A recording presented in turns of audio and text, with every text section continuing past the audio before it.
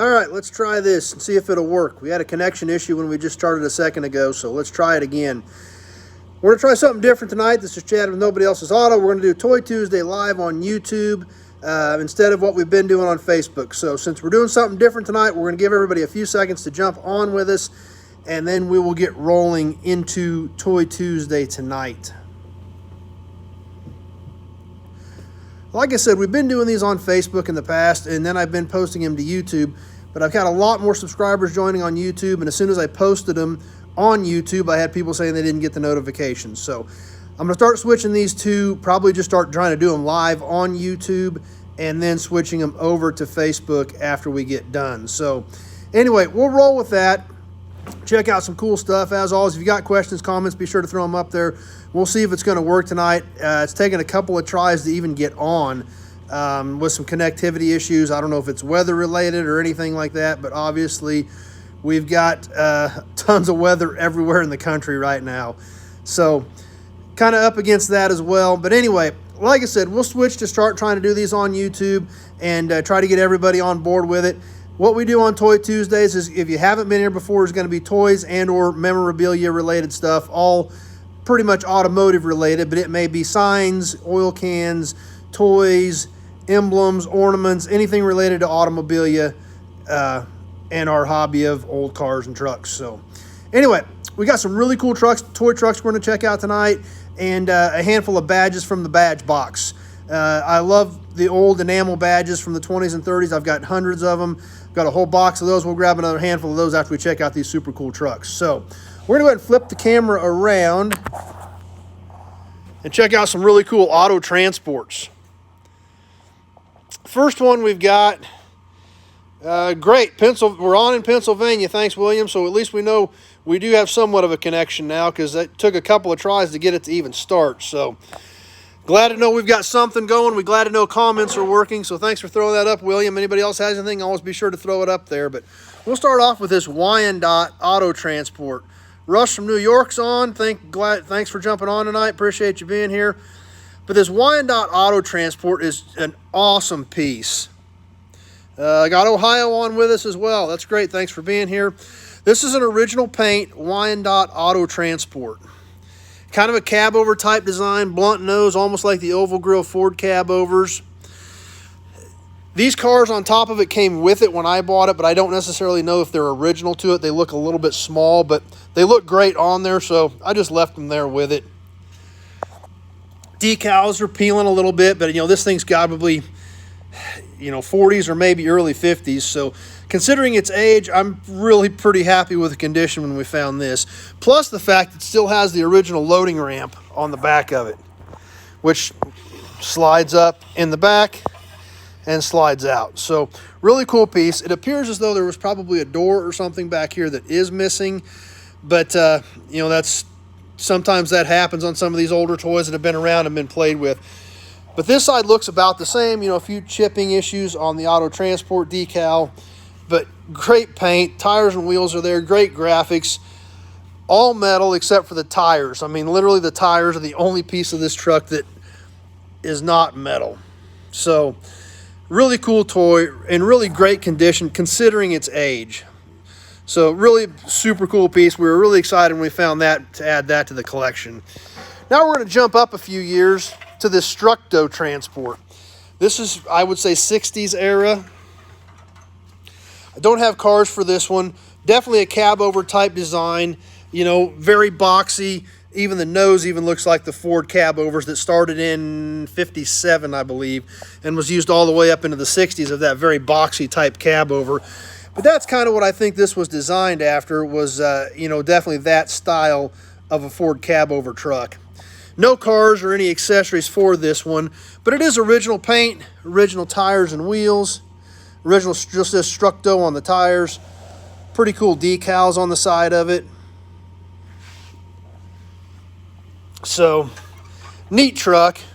Like I said, it'd be cool to have some more of the accessories with it, but overall, still a really cool piece. Still got the decals even on the nose, even has the original wiper arms still on it. So a pretty well preserved toy. There again, late 50s, early 60s is a 60-year-old toy today. So kind of crazy to think about that too. So those are a couple of toys I wanted to show you tonight. Like I was telling you, we've been doing this on Facebook, but every time I do it on Facebook, I've got a lot of people on YouTube to see it after the fact and say they missed the live. So we'll start switching them over to here. I put the notifications up on Facebook to have everybody jump in.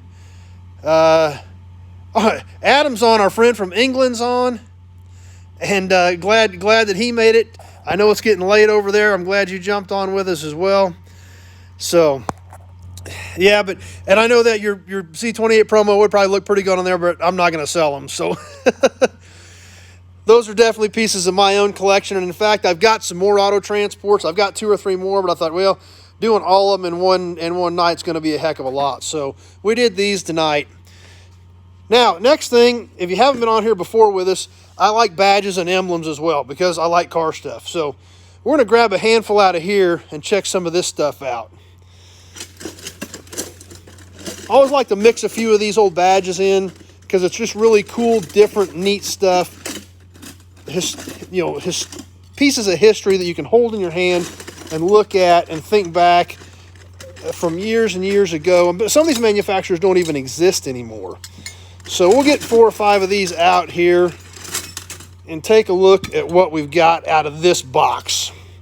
So I got a few out here. Looks like I grabbed heavy on Mopar tonight, but that's okay. So let's take a look at a few of these as well. This is just an engine tag. It's not even off of a badge for a vehicle. The Bessemer Engine Company. Patent date of 1899. I don't know much about the Bessemer gas engine, but it was a really cool tag. And it looks like it made 165 horsepower at 180 RPMs. So for whatever that's worth, that's what the Bessemer engine did at that point, or at least that model of it.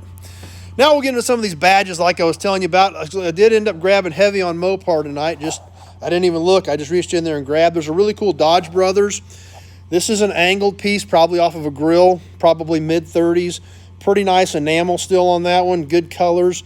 Chipped a little bit on the bottom, but overall, great looking piece. That was a stud mount on the back, or screw mount on the back.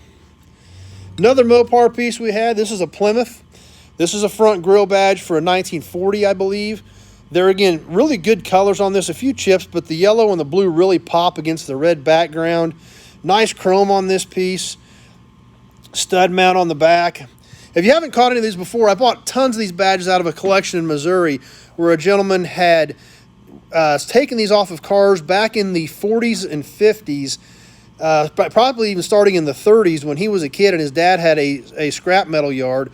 So a lot of these badges that I've got in this box and multiple other boxes were saved starting in the late 30s. So it's really cool stuff. A lot of manufacturers you may not have even heard of I've got in here that we'll get to as we go. Here's a really cool big winged Plymouth badge. I think this was probably a trunk badge. It's fairly flat. It's got a slight curvature to it. Stud mount.